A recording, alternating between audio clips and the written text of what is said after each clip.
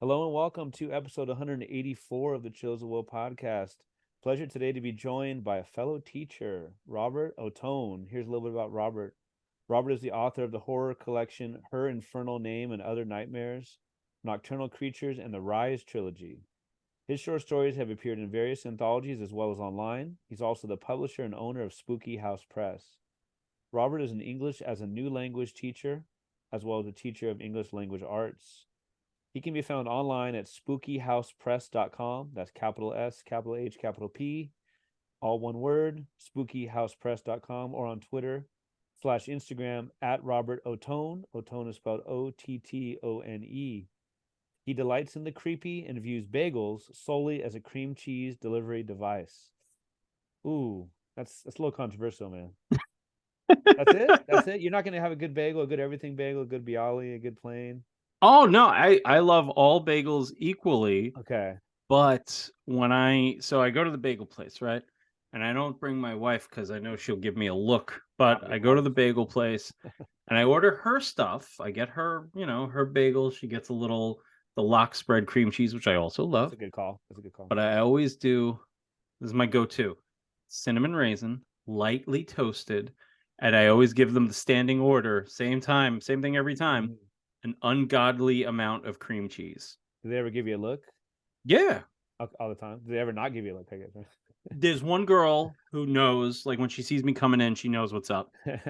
And like I'm just like I'm really weird. Like I'm a pretty adventurous eater. Like I'm a big guy, but like I'm an adventurous eater in that like I try to eat something every year that would kill me.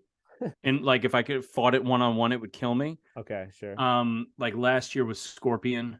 Oh, Um, oh, yeah, I'm lost it, man. Like oh, I'm all about trying weird stuff, but dang, like cool. when it comes to like my staples of like bagels, pizza, sandwiches, I always have so like I do the ungodly amount of cream cheese. I go to the sandwich place, I say an ungodly amount of pickles. Yeah, They never look at me crazy. yeah, yeah. The That's a kid's good call. always like, "Yo, is this enough?" And I'm like, "Baby, you know." And then he puts a little more on, and then I tip him. Yeah. They know Oh, okay. I'm a big tip guy, man. I tried to Yeah. tip. I was at the Verizon store the other day, and the girl there replaced my screen protector, which did its job. It saved my Yes. phone, but I was Yes. like, "Oh my god, it's Wonderful. broken." And she did it for me. She put the protector on. It's $5. I tried to give her the fuck because I broke a 10. I tried to give her the five, but our manager was there. Mm, And he was like, "No, we can't accept that. We can't accept that." And I was like, "What if I just like left it here?" And he was like, yeah. "Well, we would hold it for you the next time you come." I was like, "All right." So couldn't tip her. Oh, man. An official welcome. Thank you. I feel like we're gonna do like a Seinfeld episode, and I mean that as a Oh, compliment. I mean that as a I have the compliment, man. Seinfeld set right there. Oh shoot, heck yeah. Well, definitely shout out. You gave some shout outs in the Vile Thing, right? Yeah, A man. lot of Thank Seinfeld reruns and stuff like that. That's awesome. you. That's so cool. I was just thinking about that the other day and just how like that's a great show, but it's one that's like it's it's hard to explain to young. It's I feel like it's so dated, It is dated, yeah. right? Kids really wouldn't get it per se. Mm. My so like it's a big thing for me and my dad. Like I'll always love Seinfeld for I think it's the greatest sitcom ever. Oh, so But good. like it's hard because I've said this to friends of mine from the Midwest. I was like, the Seinfeld play in Iowa? Uh-huh. Like, and it's not like an insult, but it's like, Sure. do you guys know what a deli is? Like, do you know what a diner Mm. is? Like, do you have these things there? Like, so like, does George's like nebbish existentialism, does that play where you're from? Because like it Yeah. plays here. Because I relate most to George Yeah. in the same way that like I relate most to Larry in Curb Your Enthusiasm. Uh-huh. Uh-huh. And it's like I want to be Jerry. I want to be the cool, funny guy. But like I know that internally I'm like, I have a lot of anxieties and stuff and a lot of weird tendencies and stuff the way that George is. I wouldn't eat anything Sure. out of the garbage. That's the one George thing I wouldn't do.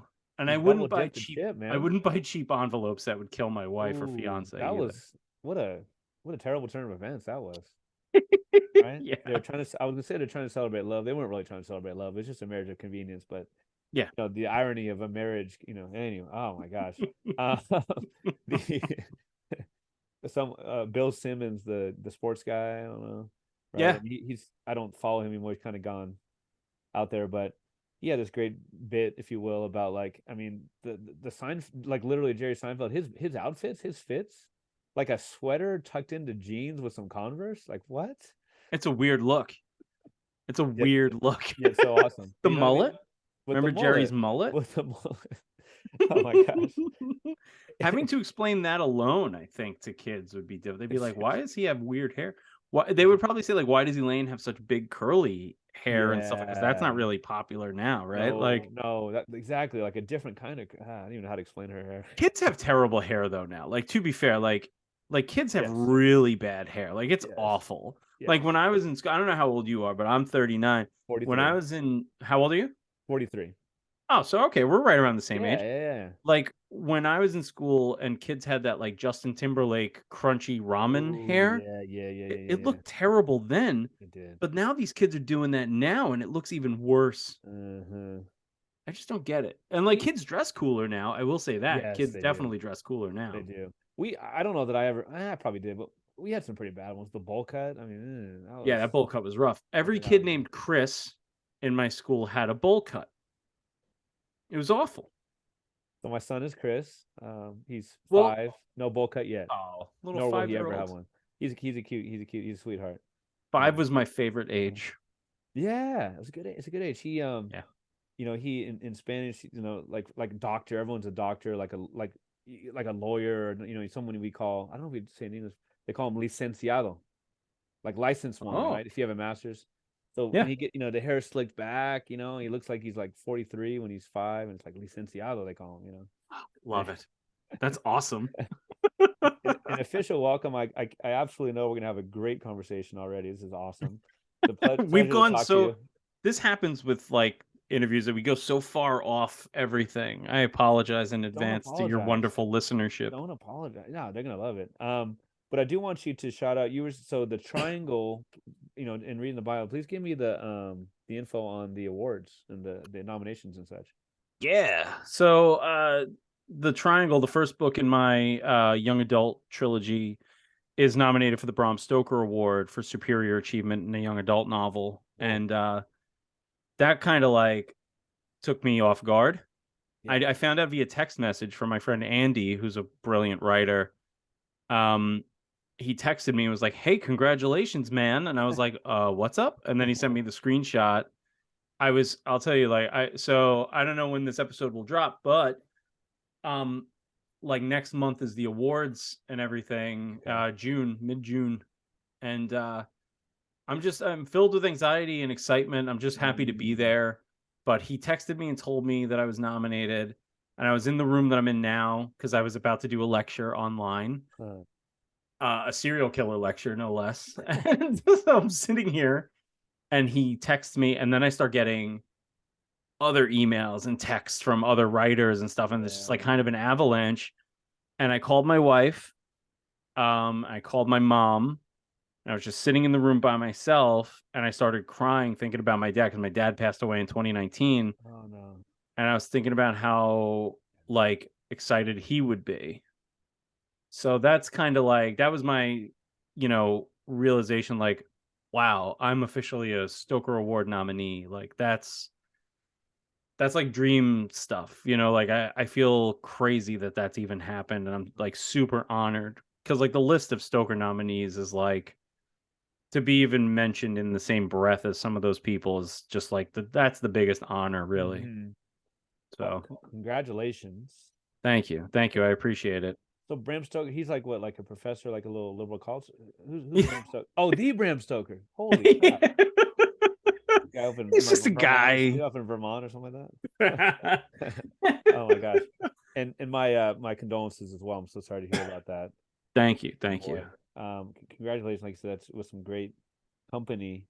I'd love to talk about growing up and what you were reading, what was around the house, what kind of like your language, your reading life was, and who were some of those inspirations? Didn't have to be horror writers necessarily, but horror writers or just writers in general who really got you addicted to reading and writing.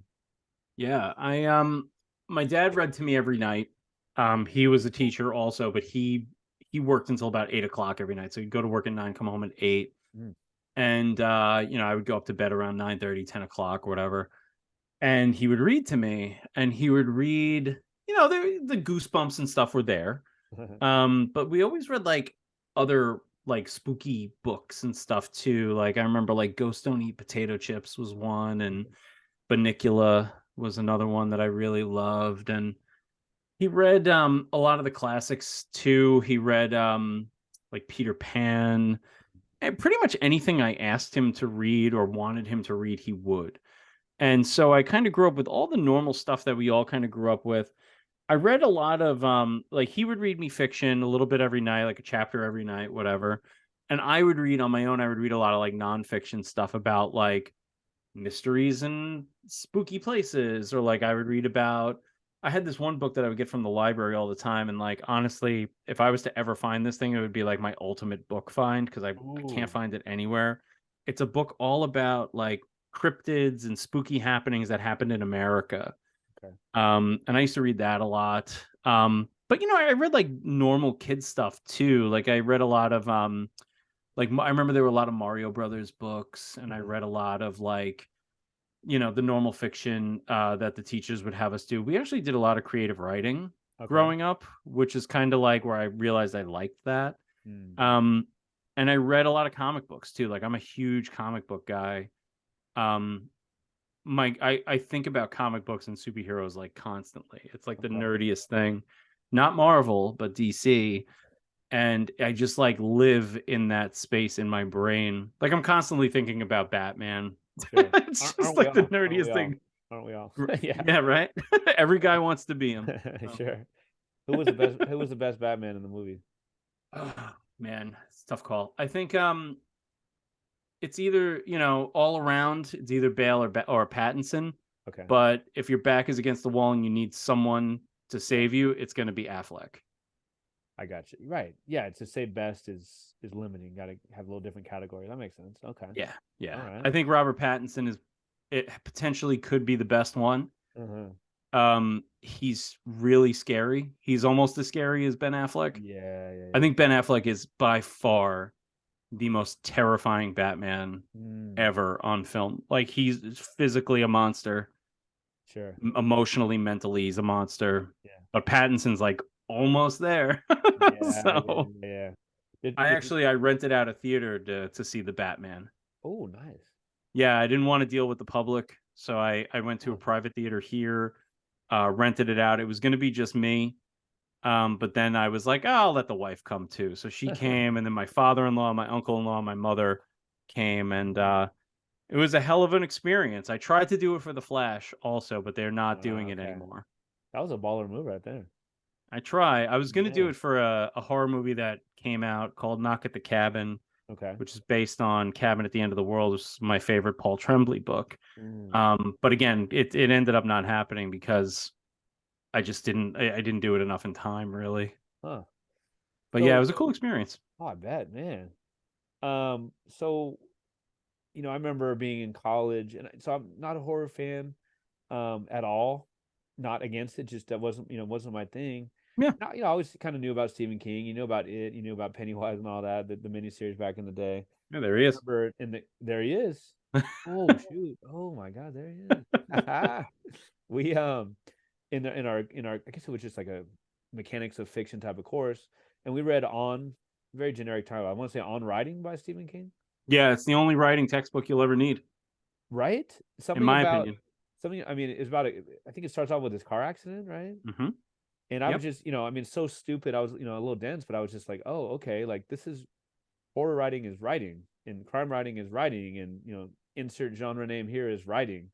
And again, such an obvious revelation, but just like, always had a different view of things since, because I was, like you said, just what a craft guide, it's so hard to write about writing. It's like a meta thing.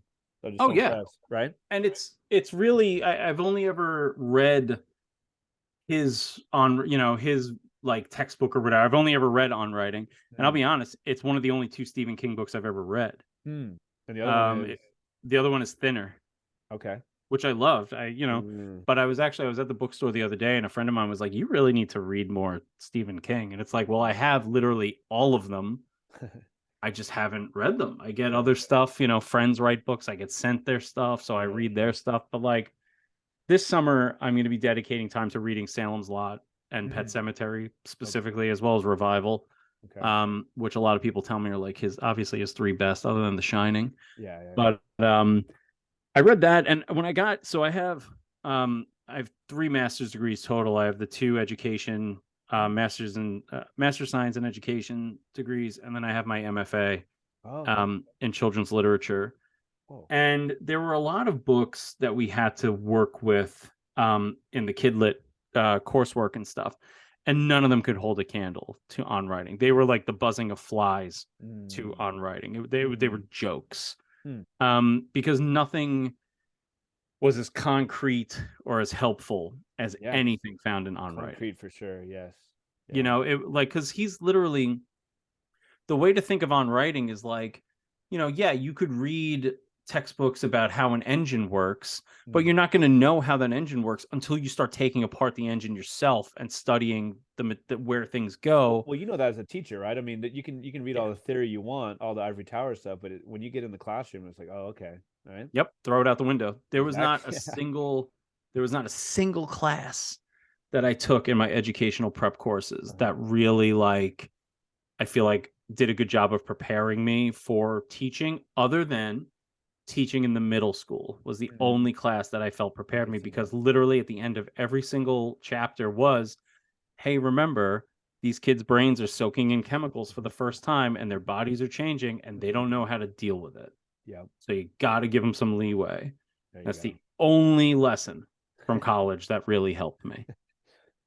So I'm sorry if I cut you off there, but just kind of, yeah, some, like, who are some of the real inspirations, the books or the writers as you seem to grow up, get into high school and college, and maybe even like a turning point, like, oh man, like I can do this, that double idea of like I can do this and I could never do this. It's so well done. Yeah. I started reading Bret Easton Ellis when I was in ninth grade. Oh, okay. And I started with Less Than Zero, and it's my all-time favorite book. Less Like Than of any Zero, genre, like anything, like of anything ever. Yeah. I mean, it's Less Than Zero and Watchmen are my two favorite pieces of written material of all time. Okay. And reading Less Than Zero at such a young age, I was like, wow, like this is the power, this is what fiction can do. And then I read because American Psycho the movie was going to be coming out in, I think, 2000. Yeah. Or 2001. It might have been early 2001. I could be wrong. But I remember hearing that was going to be a movie coming out. So I read American Psycho in 10th grade. And that was like foundational and terrifying. New business card. My God, it even has a watermark. But yeah, I remember being so challenged and so impressed with everything in American Psycho, and just like, yes, it's gross, and yes, it's brutal, and there's misogyny in there and all of that stuff, but it's so brilliantly funny and satirical. And as a 10th grader, like, I wasn't getting all of that. Like, I was thinking wasn't older, yeah. Okay. Yeah, now as an adult, I'm like, okay, well, Patrick Bateman's not cool. Like, that's the idea. Like, anybody who grows up thinking Patrick Bateman is cool is an idiot, and you don't get it, But like, I still enjoyed it. And then kind of from there, I went into like Jay McInerney, and this is all high school. So like McInerney, Irvine Welsh. I read Elmore Leonard. I remember reading The Black Dahlia. I feel bad. Is The Black Dahlia Elmore Leonard also? I think so. Maybe not. I can't remember. I Yeah. can't remember the author, but I know that he was inspired to write about the Black Dahlia because his mother was also murdered. Right. And he's a very famous author. Oh, I feel so bad that I don't remember his name. Now. I'm looking it up. Okay. Yeah. So yeah, I James read Elroy. these. Yeah, James Elroy. Oh, it's James Elroy. Okay. So yeah, I was reading that stuff, and I sort of found my way a little bit back into horror fiction and reading, Lovecraft, and reading some of the other guys around that time. I didn't discover Robert Aikman until I was an adult. Robert Aikman he's become like a very big influence to me as well. But yeah, I mean, Stephen King was always in the house. My mom is like a diehard Stephen King fan, and I took her to meet him one Mother's Day a bunch of years ago, and he hugged her, and it was the cutest thing I've ever seen in That's my so life. cool. That's so cool. Yeah, he's just such a sweet dude. Hmm. But yeah, I really I also read a lot of nonfiction too, because I had always read nonfiction as a kid, and I remember getting really into like sort of I read a lot of books about like rave culture and club Yeah. culture, Okay. and sort of like early um I guess you would look at it as like LGBTQ plus works centered around club culture and whatnot. Because I just found it really fascinating. It was something that I didn't have any exposure to here on Long Island. Not Okay. until I became a senior. We didn't really have like warehouse parties and stuff like that until I, got older.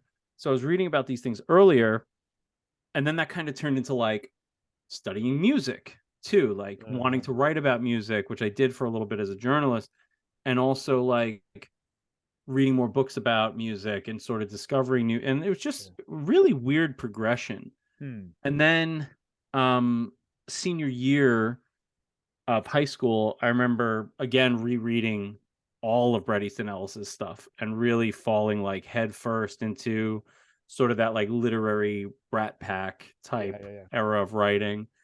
Um I remember distinctly loving Alex Garland also. Like I loved The Beach and I loved The Tesseract. And I was reading The Beach senior year of high school, I think it was. And I was promising myself, I was like, I'm going to go to Thailand. Like, I have to go to Thailand. I have to experience like what Garland experienced in writing this. Like, I really desperately want to go.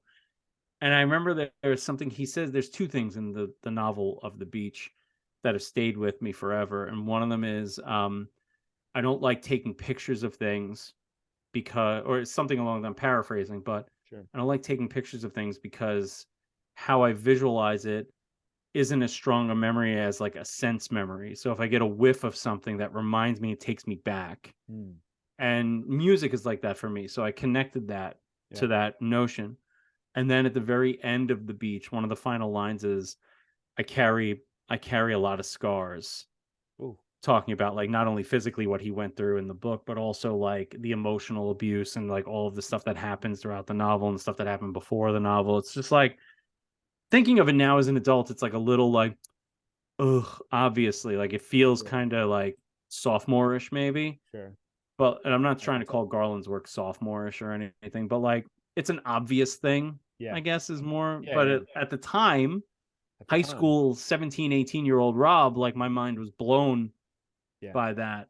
And yeah, so like Alex Garland definitely, because he was also younger also. That really excited me a lot about reading Garland. And from there you know I kept reading, but it wasn't like I wasn't reading probably what I should have been reading. I dove even further into nonfiction, and I wasn't really looking at form anymore. I wasn't looking at like, oh, this is how the modern masters of whatever genre are doing. Like I wasn't reading David Foster Wallace.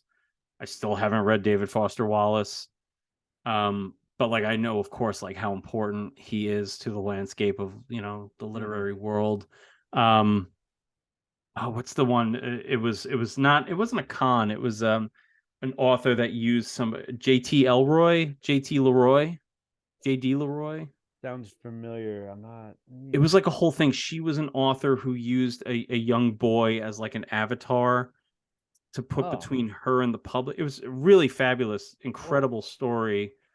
But I know that they were like the name of they made a movie of the book that they wrote. JT Leroy, that's who it is. Okay. I remember there was like a lot about JT Leroy and all the stuff that was going on with them, but I just wasn't like I wasn't reading that stuff. I was reading more about like I had like an obsession with the Kennedys when I was in college. Like I was reading about JFK all the time. It was like I don't know what I was thinking. Read a lot of books about Vietnam, because I was a political science major and I was going to go to law school. which I did, and I hated it. But that's why left. That's why I literally did like a semester of law school. Oof. I was like, this sucks. Yeah. And then I took a year off, and then I went back and got my bachelor's in English English literature and creative writing, which, like, of course, set me up to be a journalist or a copywriter, which is exactly what I was. So you made your bones, right? I had to do what I had to do, right? Like Yeah, I would have served ice cream or coffee, like if it paid the bills, I would have done whatever.